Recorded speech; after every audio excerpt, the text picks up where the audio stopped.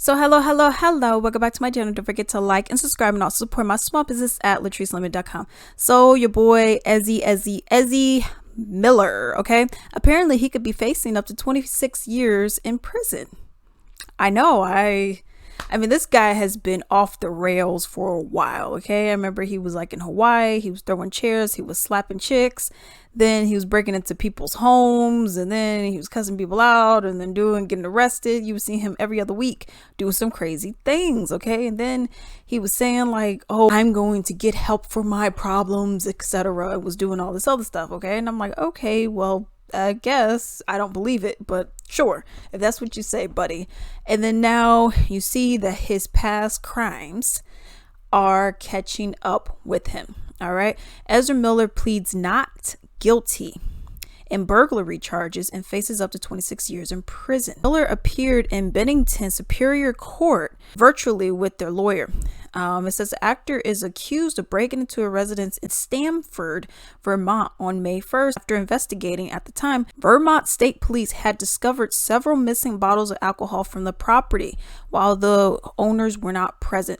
Okay, so essentially what he ended up doing, he went to, I don't know how he knew these people, if he even knew these people or whatever the case may be. It seemed like it was a random crib that he went to, but he went to someone's house, broke in, stole alcohol, and apparently stole some other stuff and dipped.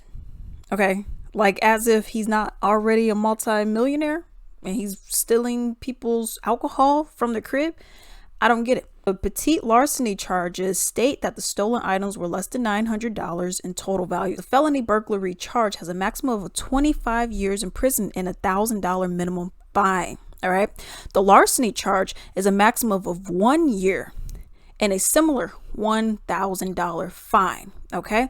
He said, oh, well, I'm not going to have any contact with the owner or anything like that. So, yeah. So he could be facing jail time now, prison time. Now, I don't think he's going to get that much. Most people with money ain't getting that kind of time. If you're doing like some Bill Cosby or some R. Kelly kind of stuff, you know what I mean?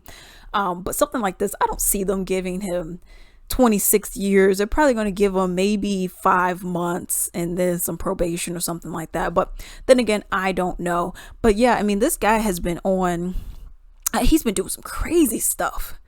You know, he's hitting people, you know, for just because he can. He's just out here hitting people, throwing chairs.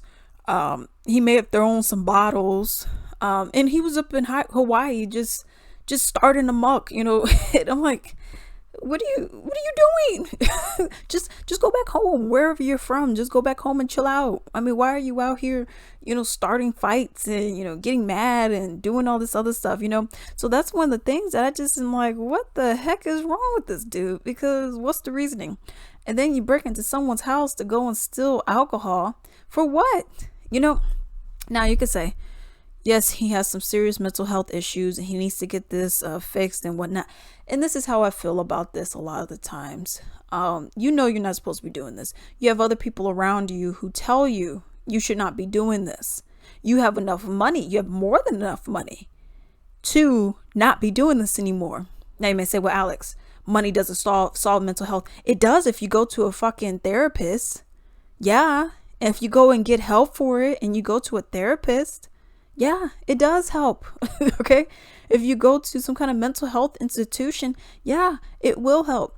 And with the kind of money he has, he could probably go to those real nice ones where you get, you know, you have your group therapy sessions and, you know, whatever the case may be. And then you get the nice pools and get to sit out in the sun. And it's just like a home away from home kind of place, like a nice, maybe like a nice little vacation spot. But you're actually getting mental health help. All right.